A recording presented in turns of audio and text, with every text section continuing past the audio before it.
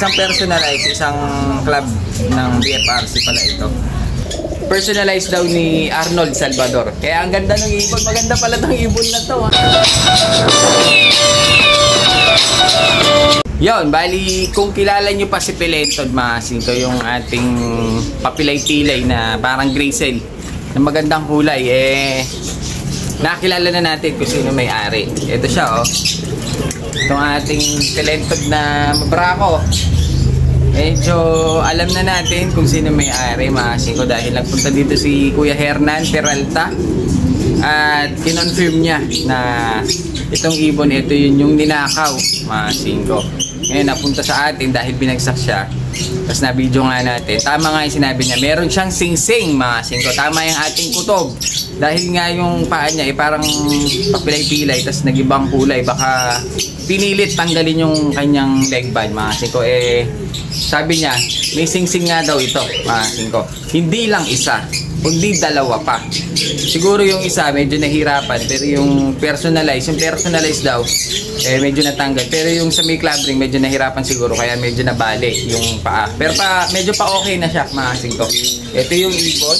Ayan, in-confirm niya sa akin na sa kanila nga yung ibon.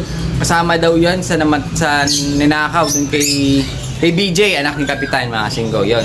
Bali, itong ibon na to, ang bloodline daw niya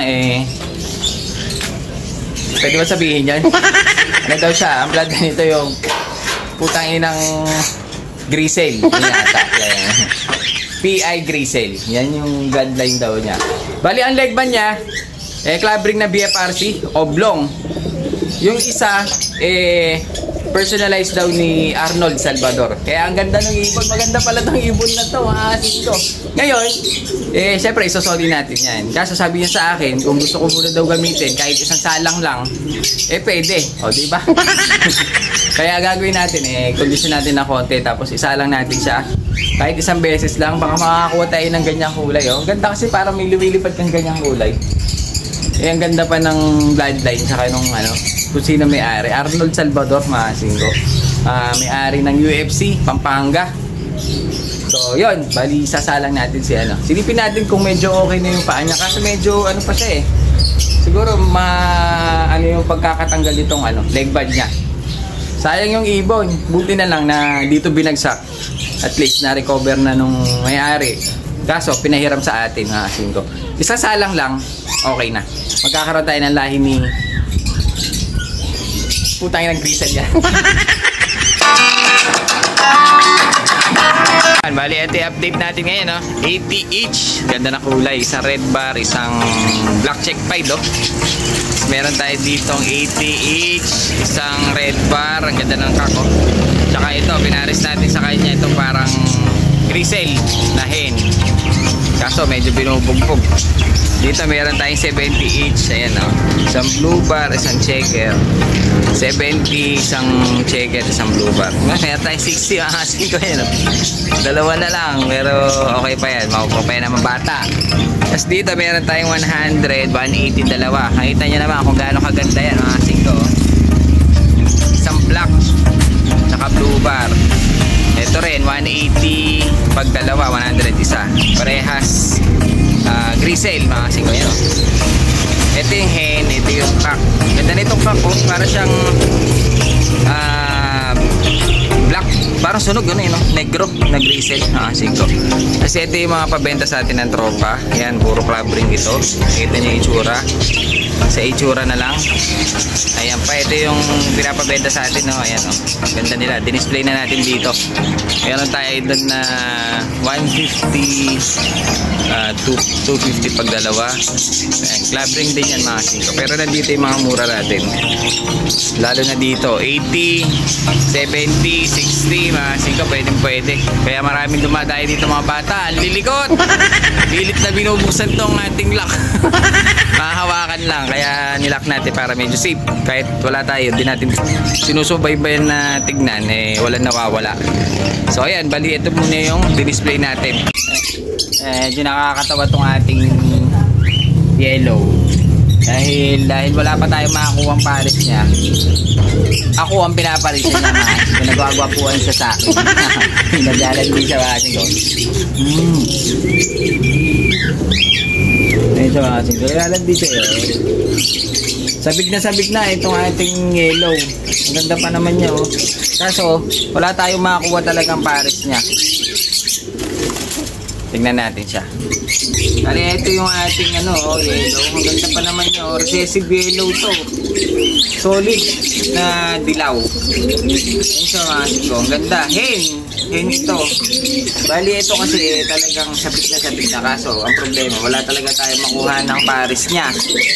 Kaya natin, ayoko naman siyang ipares sa mga ibang kulay. Gusto ko sana ganito rin. Kaya pili tayo naghahanap ng ganitong kulay. Ganda pa naman yun. Pag naparami natin to, pamimigay natin yung mga anak. Ganda. Sana maglabas ng puro ganito. At makahanap sana tayo ng kak.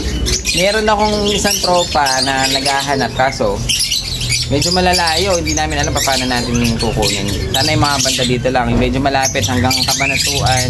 Sana. Pangasinan. Medyo malayo. Kaso ang biyahe siguro natin gabi para makakuha tayo. Ay mga asin ko, ang ganda. Ano pa naman siya, sabik na. Talagang gusto ng pumaris. Pinaparisan niya ako. Lalandi. Kala mo lalaki kaya bumabara ako. Pero naglalandi talaga siya dito sa kabila. Dahil mabara ko yung ating sablon. Doon siya naglalandi mga asin ko. Walang ginawa yan kundi gumanon yung muko nga dahil naglalandi. Sobrang bara ko dito ang ating sablon. Magkatabi lang sila kaya sabik na to. Pag binigyan ko to ng barakuda talagang papares na to. So yung mga asin ko yung ating palang ito mo, makapansin niyo isa na lang yung ating young bird no? Tapos yung dito sa ating Taiwan isa na rin lang ayun no? Dahil pinasyalan tayo ng mga Pampanga boys mga asin ko kaya alam nyo naman tayo naibigay natin yung mga tig-isang kapatid nila.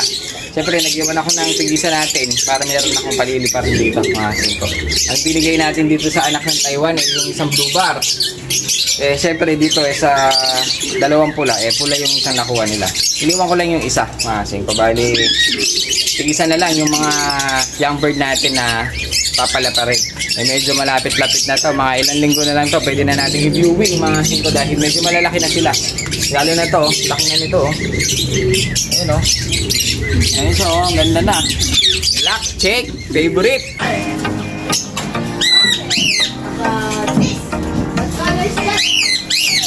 So ayun mga asin kabali, ito nga yung ibon na Opanax na ninakaw na nabenta dito mga asin ko, na bagsak sa pwesto natin. Ayan o, medyo pagaling na yung kanyang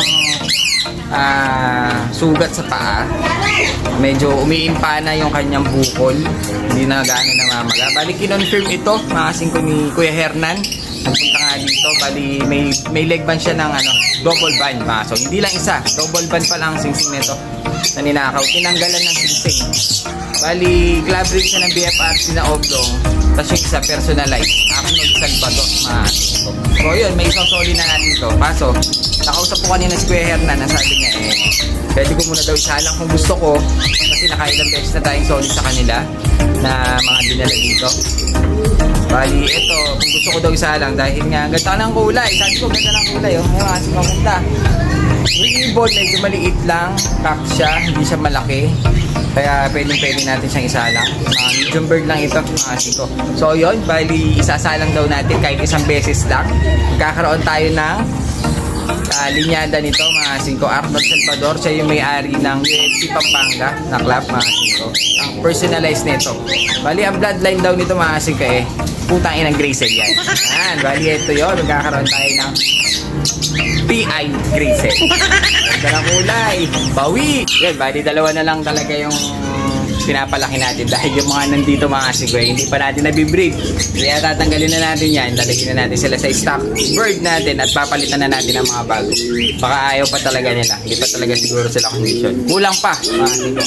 So yun, yung sa mga taga Pampanga, dapat talaga hindi ko siya bibigyan. Kaso napakabait nila kuya, dalawa kasi sila napakabait nila. Nagtatanong ako kung anong gusto nila, kung kalapate. Sabi nila hindi na daw, hindi na.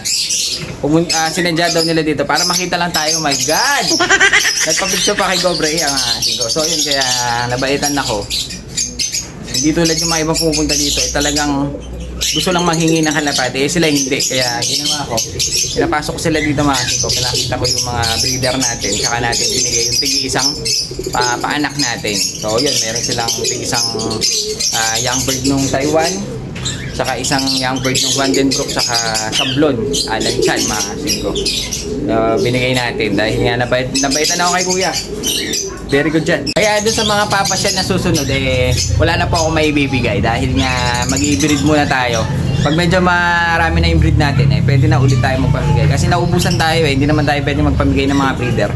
Wala tayong isasalang, masal tayong walang mapamimigay, mga asin ko. Kaya nyo muna tayo magparami at wala na tayong maibigay talaga.